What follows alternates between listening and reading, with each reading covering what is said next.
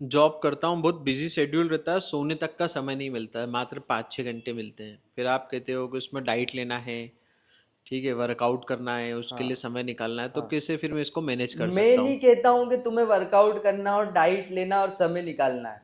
मैं थोड़ी ना आया तुम्हारे पास बोलने के लिए कि तुम डाइट लो। तुम आए मेरे पास कि मुझे फिटनेस अच्छी करनी है, अपनी हेल्थ अच्छी करनी है। तो मेरे भाई, समय भी तुम्हें ही निकालना पड़ेगा ना। अब तुम बोलोगे मुझे तो सोने का भी समय नहीं मिलता है, मैं कैसे तुम्हारी डाइट फॉलो करूँ? तो मत करो भाई। कौन बोल रहा है तुमको डाइट फॉलो करो? जो फिटनेस होती है ना, वो आपकी फर्स्ट प्रायोरिटी मांगती है। जब आप उसको प्रायोरिटी देते हो अपनी लाइफ में, जीवन में, जब आप फिटनेस को ऊपर रख के चलते हो, तब जाके आपको अच्छे रिजल्ट मिलेंगे। है ना? आप और 10 तरह की चीजें करते हो, आपको और दोस्तों के साथ घूमने में आपका समय निकल जाता है, वो मूवीज देखने में आप समय निकाल लेते हो, और दुनिया के 10 तरह के काम करने में आप समय निकाल लेते हो। पॉर्न देखने में भारत सबसे आगे चल रहा है, इसके लिए आप सब समय 400 पेज सर्च कर लोगे, लेकिन फिटनेस का नाम आते से हमें तो भैया सोने का टाइम मिलता है। देखो, समय सबके पास रहता है, प्रायोरिटी की बात होती है मेन। आप प्रायोरिटी किस चीज को दे रहे हो? आप प्रायोरिटी फालतू चीजों को दोगे तो फिटनेस को भूल जाओ। और मैं आपको सही डाइट बता सकता हूँ, सही व्यायाम करने का तरीका बता सकता हूँ, लेकिन आपको समय ला के नहीं दे सकता, वो तो आपको ही निकालना पड़ेगा ना। समझ रहे हो? समझ रहा हूँ। टाइम मैनेजमेंट का कोर्स थोड़ी करवा रहा हूँ मैं। वीगन डाइट बजट फ्रेंडली होती है क्या? वीगन डाइट ही बजट फ्रेंडली होती है। वीगन डाइट में देखो, आपकी चीजें जोड़ी नहीं जा रही है अलग से, आपकी डाइट में से गलत चीजें हटाई जा रही है। तो बजट तो जब फालतू चीजें खाएगा आदमी तब बढ़ेगा ना। अब बजट बढ़ेगा। अब वो जो दूध पीता है, वो दूध देखो, अभी दूध का रेट क्या चल रहा है? 50 रुपए लीटर, 55, साठ। है ना? साठ। 60 रुपए लीटर चल रहा है। तो 60 रुपए लीटर, और मैं जो दूध बता रहा हूँ आपको, सोयाबीन का, मूंगफली का, है ना, कोकोनट मिल्क, ये जब आप घर में बनाते हो आपको मुश्किल से 20-25 रुपए लीटर पड़ता है ना? और उसमें इतने सारे हेल्थ बेनिफिट्स, हार्मोन नहीं मिलेंगे आपको उसके अंदर एक्स्ट्रा, जो गायों को, भैंसों को लगाए जाते हैं, है ना? फैट फ्री है वो आपका, है ना?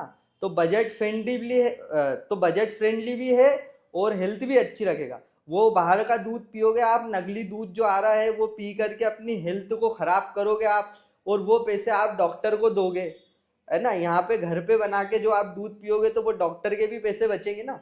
तो वीगन डाइट ही सबसे ज्यादा बजट फ्रेंडली होती है। वीगन डाइट में होता क्या है? दाल चावल, रोटी सब्जी, कई तरह के अनाज, अगर आप अफोर्ड कर सकते हैं तो कुछ ड्राई फ्रूट्स, है ना, कुछ वीगन सप्लीमेंट्स, है ना, जैसे जो सप्लीमेंट लोग यूज करते हैं, नॉन वीगन भी आते हैं, लेकिन मैं वीगन सप्लीमेंट उनकी जगह उससे रिप्लेस करता हूँ। आप जो भी खाना खाते हैं उसका वीगन अल्टरनेटिव अवेलेबल होता है, तो हम उसको उससे रिप्लेस कर देते हैं। बस यही वीगन डाइट चार्ट है। और उसके जो रिजल्ट होते हैं वो उससे भी बेहतरीन होते हैं, क्योंकि जो बाकी जो एनिमल प्रोडक्ट्स होते हैं उसमें कई तरह के, जैसे अभी मैंने बताया, हॉर्मोन्स और कई तरह की और समस्याएं उसमें होती हैं, और इतनी डिमांड के कारण उसका जो नकली उत्पादन हो रहा है वो, उससे आप बच जाते हैं। तो बिल्कुल बजट फ्रेंडली डाइट होती है एकदम। तो बिल्कुल बजट फ्रेंडली डाइट होती है एकदम वीगन। कोई दिक्कत नहीं। अब हमारे जो मजदूर लोग होते हैं, ये क्या है? ये सब वीगन है। क्या खाते हैं? दाल चावल। आपने देखा कि कोई मजदूर रोज पनीर की सब्जी खा रहा है, रोज वो 2 लीटर दूध पी रहा है? दाल चावल रोटी सब्जी खाते हैं, है ना? हाँ, मैं ये नहीं बोल रहा हूँ कभी महीने 2 महीने में एक आध बार मांस मटन खाते हैं, वो अलग चीज है, लेकिन लगभग लगभग तो वीगन ही है ना वो लोग। वो देखो वीगन होकर कितनी मेहनत करते हैं, कितना कितना वजन उठाते हैं। हर शनिवार के साथ। हाँ, तो हफ्ते में एक बार खा लिया तो उससे उनकी क्या न्यूट्रिशन की रिक्वायरमेंट पूरी हो गई क्या?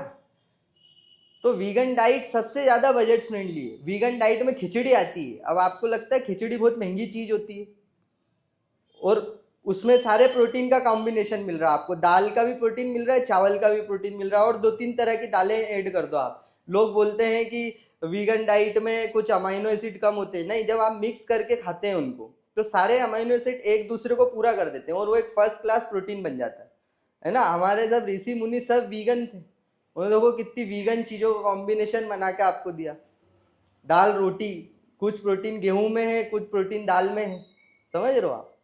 तो वीगन डाइट ही सबसे बेस्ट होती है। आज तो पूरा जग वीगन बन रहा है, बड़े बड़े सेलिब्रिटीज वीगन बन रहे हैं। ये गांव वाली सोच है। कि अंडे खा लो। ये जो गाँव के बहुत बड़े बुजुर्ग जो है ना, वो जो भूत जिनसे बीड़ी मांगते थे, ये लोग हैं जो बताते हैं कि अरे अंडे खाओ, अरे ये कर लो, जाके मांस खा लो, शरीर बनाना है। तो ये जो अब जो विज्ञान ने तरक्की करी और जब जो हमारे सामने सामने चीजें आई है, तो ये तो वीगनिज्म का ही युग अब आने वाला है। वो बजट फ्रेंडली भी है, और जैसे मैंने बताया डॉक्टर का जब खर्चा बचेगा, तो इससे ज्यादा बजट फ्रेंडली और क्या लोगे। वर्कआउट के पहले और वर्कआउट के बाद में क्या खाना चाहिए? देखिए ये प्रश्न भी बहुत आता है कि हमें बता दो कुछ एक्सरसाइज के बाद हम क्या खाएं, जोगिंदर भाई एक्सरसाइज करने के पहले क्या खाएं, कुछ ऐसी बात बता दो। ऐसा नहीं होता है कि आपने जो एक्सरसाइज के बाद खाया वो उससे आपको कोई रिजल्ट आ जाएंगे या वो चीज मैटर करती है, नहीं। आपकी ओवरऑल न्यूट्रिशन मैटर करती है। जो आप दिन भर में खाना खाते हैं वो सब मिक्स होकर आपको कितना प्रोटीन मिला पूरे दिन का, वो मैटर करता है। आपको प्रोटीन चाहिए था मान लो 100 ग्राम एक दिन का, ठीक है। अब आपने वर्कआउट के बाद एक बढ़िया प्रोटीन शेक ले लिया, बढ़िया केले वेले खा लिए दो, बाकी दिन भर आप चाउमीन मंचूरियन नूडल्स फूडल कचौरी समोसे खा रहे हैं, ठीक है। तो आपकी बॉडी में कोई रिजल्ट नहीं आने के, क्योंकि आपने दिन भर का 20-20 ग्राम प्रोटीन लिया है, वो जो आपने प्रोटीन शेक में लिया था। क्योंकि आपने किसी से पूछ लिया था बता दीजिए वर्कआउट के बाद क्या खाएं, हम जिम से आने के बाद क्या खाएं, तो उसने बता दिया आपको ये खा लो। लेकिन आपने उससे ये नहीं पूछा हम सुबह उठ के क्या खाएं, हम रात को सोते समय क्या खाएं, हम शाम को क्या खाएं, हम बाहर जाएं तो क्या खाएं, और क्या चीजें ना खाएं ये भी बता दो, है ना। ये सब तो पूछा नहीं।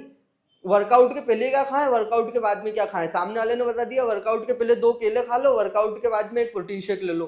तो अब इससे क्या आपकी डाइट सुधर गई, क्या आपको रिजल्ट आ जाएंगे, नहीं आ जाएंगे।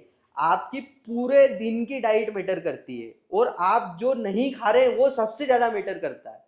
क्योंकि आप ये समझ लो आप पूरे दिन बहुत अच्छी डाइट ले रहे हो, ठीक है, बहुत अच्छा सब आपने अच्छा फॉलो करा, उसके साथ में आपने वो गलत चीजें भी खा ली जो नहीं खानी चाहिए थी, जो अवॉइड करनी थी। आपने दिन में 3 चाय ले ली, है ना, 2 सिगरेट ले ली, और मंचूरियन ले लिए, और नूडल्स भी खा लिए, और कचौरी भी खा ली, समोसे भी खा लिए, और डाइट भी अच्छे से फॉलो कर ली, तो क्या आपको रिजल्ट आएंगे? कोई रिजल्ट नहीं आएंगे। ये वैसा ही है कि मैंने आपको एक अच्छा सुंदर सा खाना ला के दिया कि ये लो खाओ, और उसमें थोड़ा सा नाली का पानी डाल दिया, अब आप खा लोगे क्या? वो शुद्ध खाना बचा क्या?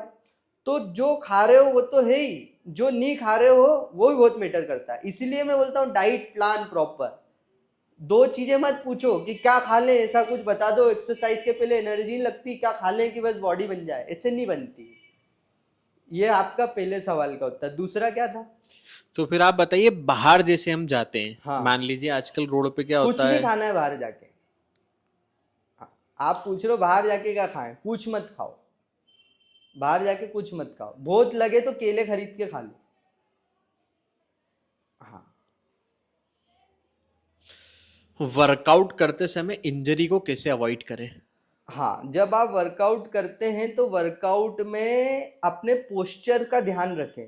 इसलिए मैं अपने डाइट प्लान के साथ में एक आपको वर्कआउट शेड्यूल भी देता हूँ कि आपकी डाइट तो बहुत अच्छी चल रही थी, लेकिन जिम में जाके आपने गलत एक्सरसाइज कर दी, गलत सेट और रेप्स मार दिए और इंजरी कर ली। अब आप पड़े हुए हैं बेड पे, कमर टूट गई है, शोल्डर उतर गया है, तो अब क्या आप मेरी डाइट भी कैसे फॉलो करोगे? तो इसलिए मैं आपकी पूरी फिटनेस का ध्यान रखता हूँ, आपको एक वर्कआउट शेड्यूल भी देता हूँ जिसमें सही तरीके से आपको वर्कआउट कैसे करना है, सेट्स कितने मारने, रेप्स कितने मारने, वो बताया गया। तो आपको इन चीज़ों का ध्यान रखना है। पोस्चर का जब आप ध्यान रखते हैं तो आपको इंजरी होने के चांस बहुत ज़्यादा कम हो जाते हैं। उसके बाद आप ईगो लिफ्टिंग बिल्कुल भी ना करें। लोग क्या करते हैं, लड़की गुजरी बगल में से और उसकी औकात थी 5 किलो उठाने की, और 25 किलो लेके खड़ा हो गया है, वो कि जल्दी निकल जाए, जब बस तब तक ही लेके खड़ा हो, इतने में कमर बोल गई, है ना। लड़की आई, हाँ हूँ चिल्ला रहे हैं, 3 लोग पीछे सपोर्ट में लगे हुए हैं, पता ही नहीं चल रहा है कि कौन उठा रहा है इस वेट को, मतलब एक्सरसाइज कौन कर रहा है और सपोर्ट कौन दे रहा है ये पता ही नहीं चल रहा है।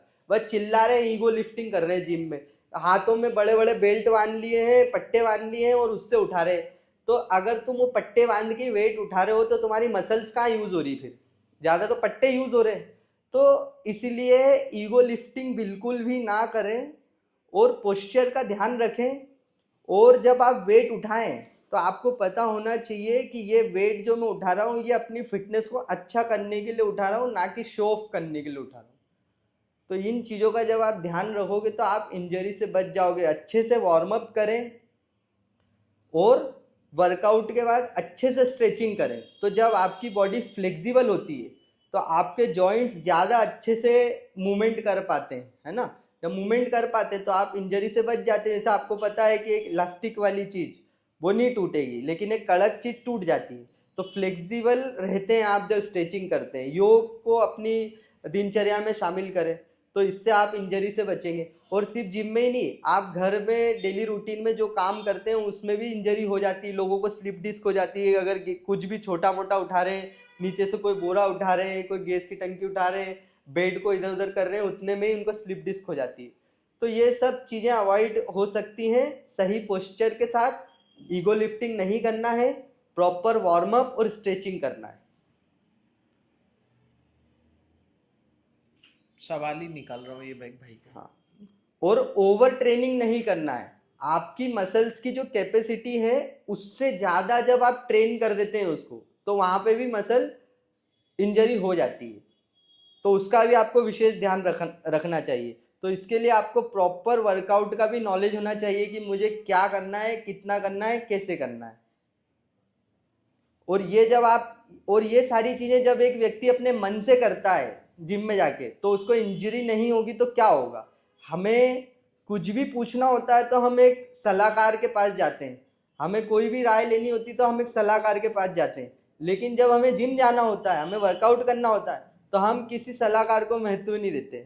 हम क्या करते हैं, वही यूट्यूब खोला और हमने उसमें कुछ एक्सरसाइज देखी और मन से करने लगे। ऐसा नहीं होता है।